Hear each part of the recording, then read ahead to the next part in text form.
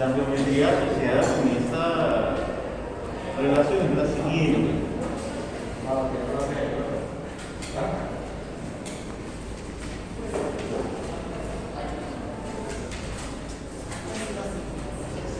El vector posición del punto donde se desea conocer el campo lo vamos a llamar vector posición del punto de observación.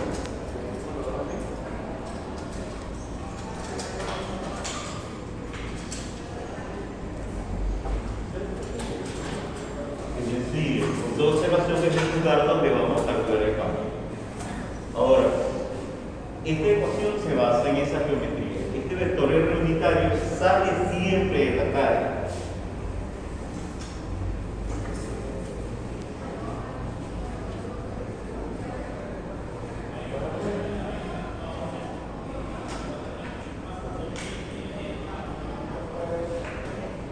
Algo que se cumple siempre. Ahora, es interesante notar aquí lo siguiente. Esto es para una sola carga. Si usamos un sistema de referencia distinto, donde el sistema de referencia no esté en la carga punta, podríamos también decir esto.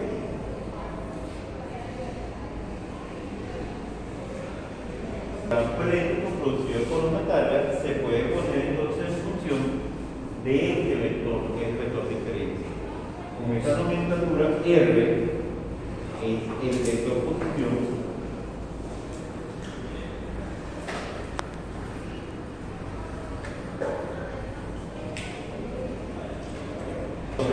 y R' es la que produce el campo.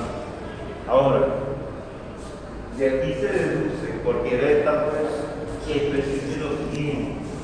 El signo de lo que multiplica el vector unitario no da la carga, solamente la carga. Si observamos en esa expresión cuál es el signo, nos vamos a dar cuenta de algo que mencionamos ayer, y es que el vector diferencia, en este caso,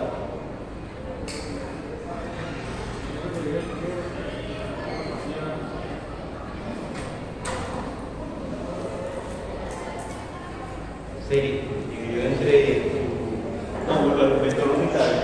Aquí también tendríamos un vector unitario.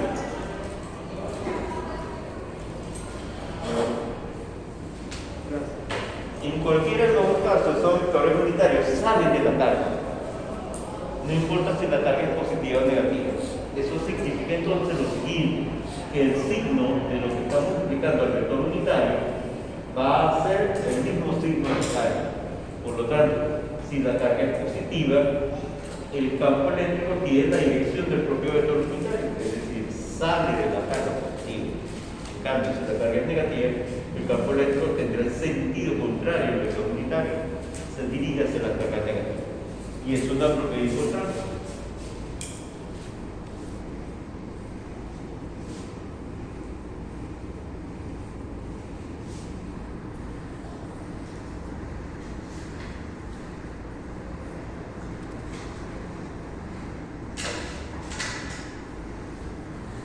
La carga fuente, eso es importante, la carga fuente, es decir, la carga que produce el campo. Por ejemplo, si nosotros queremos interpretar esa expresión que está allá, tenemos que fijarnos en el punto de observación. Si estamos mirando el punto de observación y allí queremos ver hacia dónde apunta el campo, nos fijamos, ese campo es producido por quién, por carga positiva, entonces sale de carga positiva. Si estamos mirando el punto de observación y vemos que la carga es negativa, entonces se dirige hacia la carga negativa. Entonces, todo es desde la perspectiva de un observador que está en el punto de observación, valga la redundancia. Allí es que es válida esa expresión. Ahora, si se utiliza esto, que sigue siendo el mismo vector que tenía aquí como R menos R', podemos expresar esa expresión del campo eléctrico de una carga puntual de una manera diferente. Y es esta. ¿Qué usar aquí?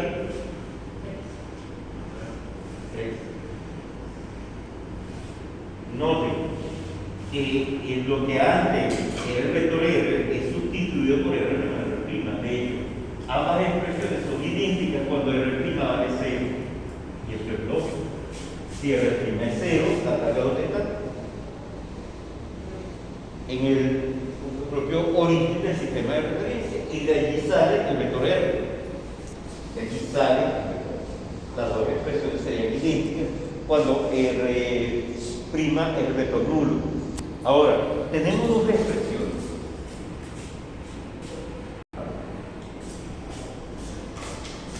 Es bueno saberlas ambas. Y si usamos esto, realmente tendríamos tres, porque puedo sustituir en esta expresión R' por este cociente. Entonces, vamos a basarnos en esa dos ecuaciones, aunque sabemos que se puede llevar hasta 3. Las dos son equivalentes. Ellas nos dicen cómo es el campo eléctrico que produce una carga puntual. Si hubiésemos tenido más de una carga puntual, lo que tenemos que hacer es sumar los campos eléctricos que cada una de las cargas del sistema produce. Es decir, para un sistema de cargas,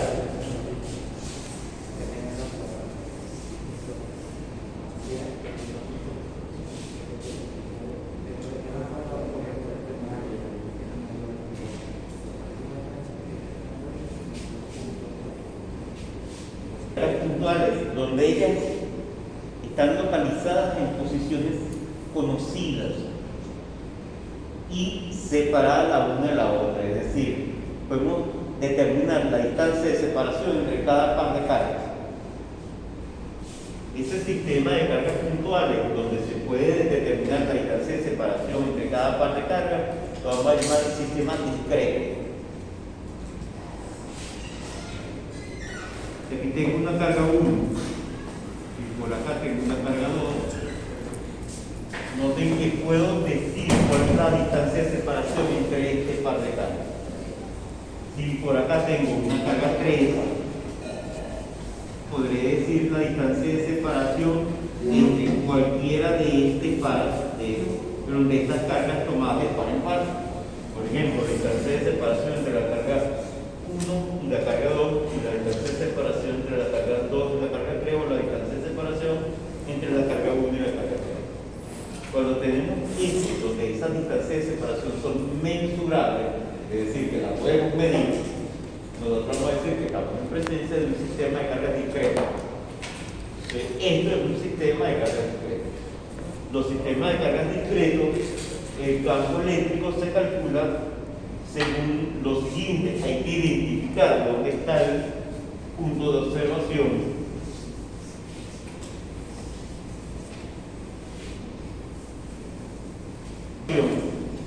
Y el campo eléctrico total en el punto de observación es la suma de los campos eléctricos de cada una de las cargas que producen el punto de observación. Eso es parte de algo que ya ustedes han utilizado muchas veces. Alguna vez uno dice, pero profesor, ¿de dónde viene eso? El campo eléctrico es la fuerza por unidad de carga. Y se acuerdan lo que hacía uno en física general cuando tenía más de una fuerza actuando sobre un objeto. Uno decía, sumatoria de fuerza igual a masa por aceleración. Bueno, sumatoria de fuerza. Si sobre una carga estás actuando más de una fuente del campo y cada fuerza es igual a la multiplicación de la carga por el campo, entonces podemos decir tranquilamente que la fuerza total dividida entre la carga es justamente el campo. Eso nos lleva a que lo que se aplicaba en física general sigue siendo válido aquí. Cuando uno hacía el diagrama de cuerpo libre, por ejemplo, un objeto sobre una mesa, decía, ¿cuáles son las fuerzas que están actuando sobre él? Si yo coloco, por ejemplo, este objeto en reposo sobre la mesa, ¿cuáles son las fuerzas? La normal y el peso. Y decía, normal más peso igual masa por aceleración. Si ahora tengo que en lugar de ser esas fuerzas de origen mecánico, tengo fuerzas eléctricas, sigo diciendo lo mismo. Fuerza eléctrica 1 más fuerza eléctrica 2 más fuerza eléctrica 3, igual a masa por aceleración. Si cada una de esas fuerzas la divido entre la carga que está recibiendo el efecto, lo que tengo es la sumatoria de los campos. Y puedo decir entonces que el campo total es simple y llanamente la sumatoria de los campos que cada una de las cargas de manera individual produce. es lo mismo que se hacía en física general. Se basa en la segunda ley de Newton. Ahora, lo que acabo de mencionar no es más que lo siguiente. El campo en el punto de observación es la suma vectorial y el campo resultante en el punto de observación.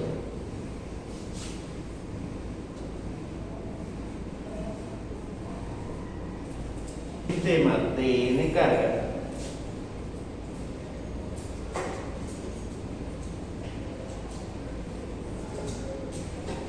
podemos entonces llegar a lo siguiente. La suma vectorial de los campos de cada una de estas cargas produce. Si utilizamos esta nomenclatura, eso equivale entonces a lo siguiente.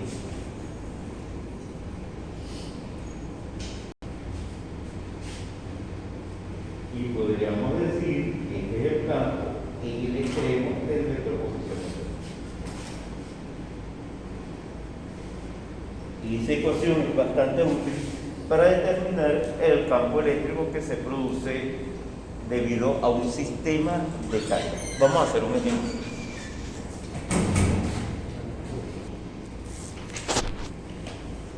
Voy a poner una carga menos Q y una carga más. Esta en X igual a A y esta en X igual a B. Y voy a poner el punto de observación por aquí en Y igual a B.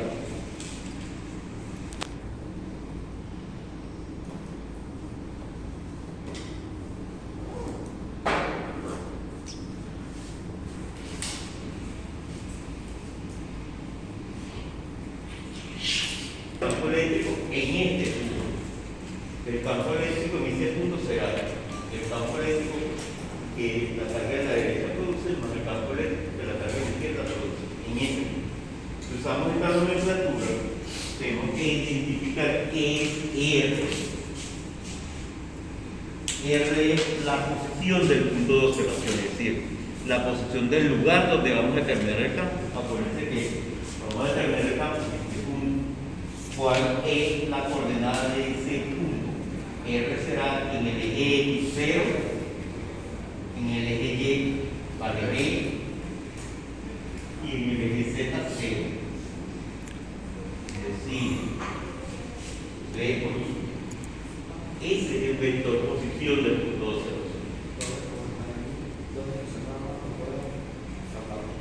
Sí podemos saltarnos la secreta, es lo que estoy poniendo. Pero podría ser que en un determinado problema aparezca esa componente. Ahora, vamos a enumerar las cargas. Esto es importante. En esta ecuación se enumeran las cargas, pero la carga del sistema y la enumeración puede hacerse de manera arbitraria. Yo puedo llamar a esta carga 1 y esta carga 2, o a esta carga 1 y esta carga 2. No importa el orden. Con tal de que tenga todas las cargas del sistema. A esta la voy a llamar 1 y esta 2.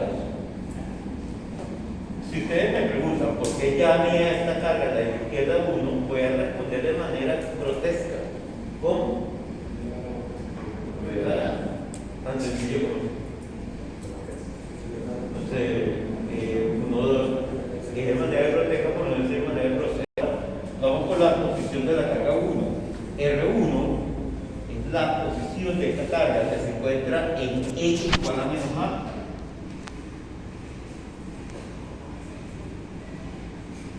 Y0 y Z0.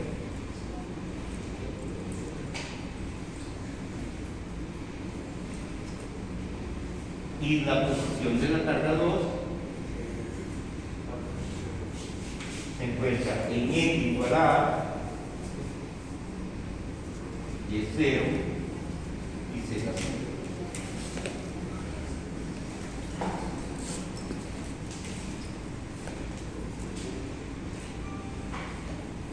Las posiciones de las cargas, no, ya puedo calcular entonces los vectores de diferencia. Las cargas también las conozco y vamos a suponer que el campo es el contrario.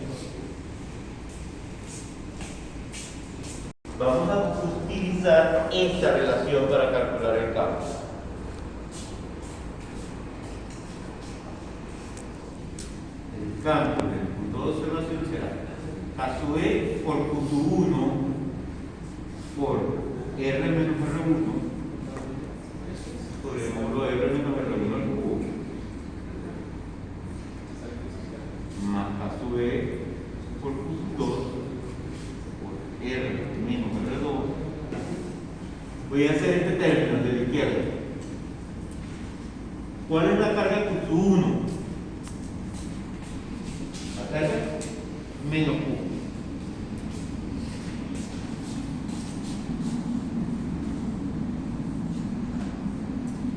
¿Cuál es la posición del punto de observación? B por su Y.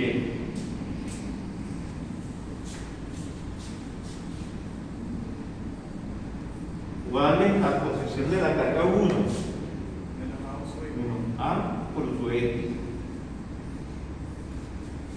Entre el módulo de el vector que está en este corchete, el módulo de ese vector será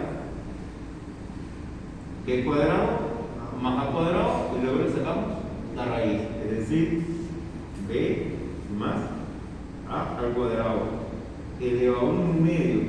Esto sería el módulo, pero en esa ecuación está el cubo. Por lo tanto, nos queda la tercera.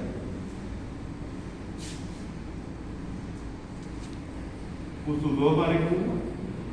El vector R es B por su Y y el vector R2 es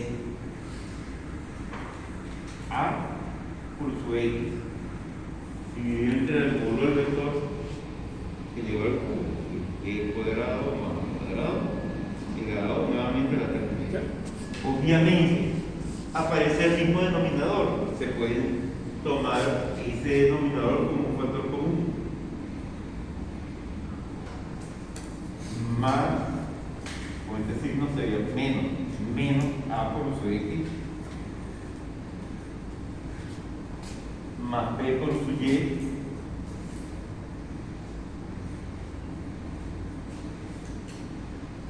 menos A por su X.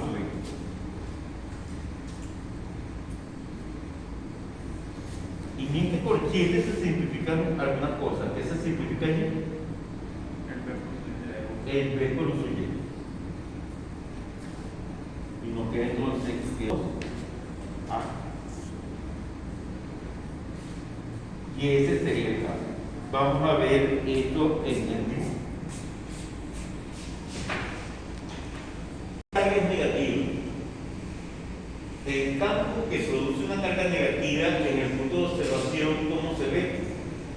Se dirige hacia la carga negativa. Ese campo iría hacia ese sería el campo 1. Y esa otra carga es positiva. ¿Cómo es el campo que produce la carga positiva en el punto de observación? Saliendo de la carga positiva. Iría. Este sería el campo. Por la regla del paralelogramo, no puedo hacia dónde va el resultado. Iría hacia la X negativa, que ya va hacia la X si la carga es positiva, si la carga es positiva. Ahora, noten que ya sabemos entonces cómo determinar el campo eléctrico que produce un conjunto de cargas discretas. Es simple y llanamente sumar vectores. Cuidado. Vectores. Error común. Que se nos olvida lo vector. Y lo tratamos como si fuese en escalar. Es vector. Ahora, una cosa interesante ocurre cuando tenemos un sistema formado por muchísimas cargas. Por ejemplo, este objeto puede tener cargas y él podría producir entonces un campo que podemos medir en otro lado. ¿Cómo podríamos calcular el campo eléctrico que produce esto? Sumamos el campo eléctrico de cada una de las cargas. Eso es lo que acabamos de ver. Pero ¿cuántas cargas tiene esto? La respuesta es muchas. Ojo, no es infinita. ¿Por qué no es infinita? Porque el número de electrones Y protones que tiene esto no puede ser infinito, porque si es infinito, ¿cuántos átomos tiene? Infinito. Y si tiene infinitos átomos, ¿qué masa tendría? Infinita. Sería más fuerte que Superman, porque puede levantar. Eso es absurdo. Entonces, obviamente, estoy diciendo una mentira. Entonces no tiene infinitas cargas y por lo tanto, este objeto tiene un número de cargas finito. Es decir, podemos hasta contar cuántas cargas tiene. No tiene un número infinito de cargas. Pero, vean lo que vamos a hacer. Se podría tratar de estudiar cuál es el campo eléctrico que cada una de esas cargas produce, pero ese campo eléctrico es muy difícil de encontrar. Ustedes saben algunas cosas. Es que es imposible saber la posición de esas cargas. ¿Se acuerdan del famoso principio de incertidumbre? Es imposible saber. Este pedacito pequeño de carga, vamos a decir que es un diferencial de carga. Ese diferencial de carga se comporta como algo puntual y va a producir un pedacito del campo. Entonces, un pedacito de carga produce un pedacito del campo. Ese pedacito es un diferencial de carga. ¿Existe el diferencial de carga? Sabemos que no. ¿Por qué el diferencial de carga no existe? Porque la carga, ¿en qué tamaño viene? Lo vimos ayer, la carga está cuantizada. ¿Cuál es el valor más pequeño que tiene la carga? La del electrón. Y por lo tanto, esto es una mentira. Esto es una mentira piadosa. Porque se llega a buenos resultados. Ahora, ¿esa mentira no afectaría el resultado final de la respuesta? No afecta el resultado final. Porque si nosotros tomamos en cuenta que haya muchísimas cargas, decir que hay una carga que es infinitamente pequeña nos dice mucho error, o no nos lleva mucho error. Esas cargas tenemos un número grandísimo. Y por tener ese número grandísimo, el error que se comete al suponer que esas cargas son tales que ocupan una posición fija, no es muy grave. Se llega a un buen resultado. Ahora, esta ecuación que está acá nos daría el campo eléctrico que produce esta carguita, que pertenece a la distribución continua de carga. Esta distribución continua de carga puede ser una de tres cosas. O es algo que tiene una sola dimensión, o es algo que tiene dos dimensiones, o algo que tiene tres dimensiones. ¿Qué dimensión tiene una carga puntual? Cero. Entonces vean, los objetos cargados pueden ser de dimensión 0, dimensión 1, dimensión 2 o dimensión 3. Un objeto de dimensión 3 es un objeto volumétrico. Un objeto de dimensión 2, un objeto plano. Un objeto de dimensión 1, algo que tiene la forma de una línea. Puede ser una línea curva. Y un objeto de dimensión 0, un cubo. Entonces, ese es el objetivo. Ahora, para este sistema de carga que tiene estos límites, vamos a usar esta misma nomenclatura, un sistema de referencia, el cual sale un vector R', entonces R' ahora se convierte en la posición del diferencial de carga. Antes, la posición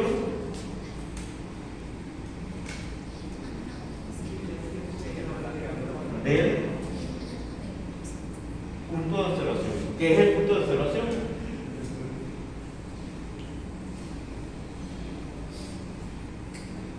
Defíname el punto de observación.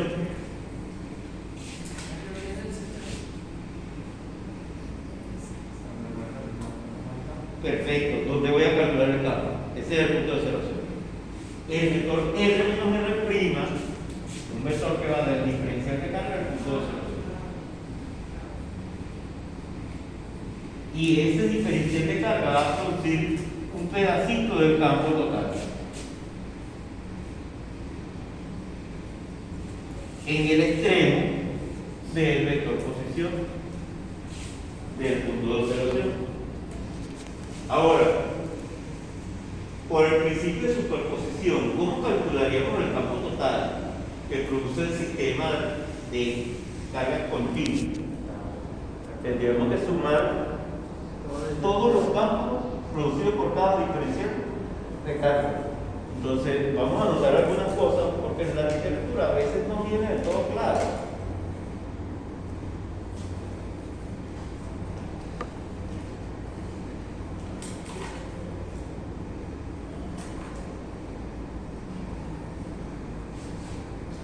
La localización de DQ es una función de la posición. Dicho de otra manera,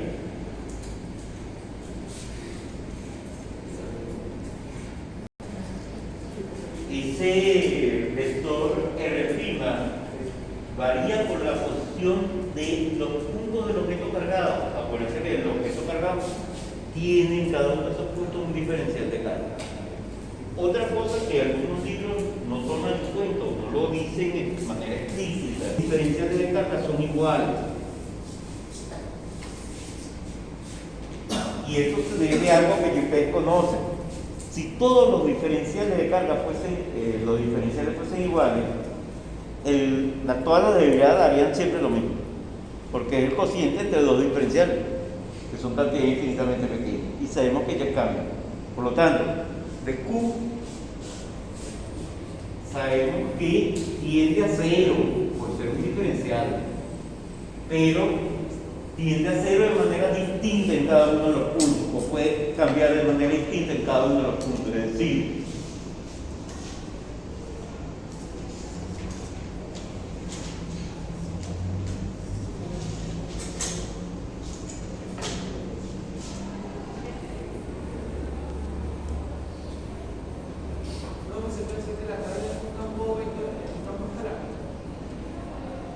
dime.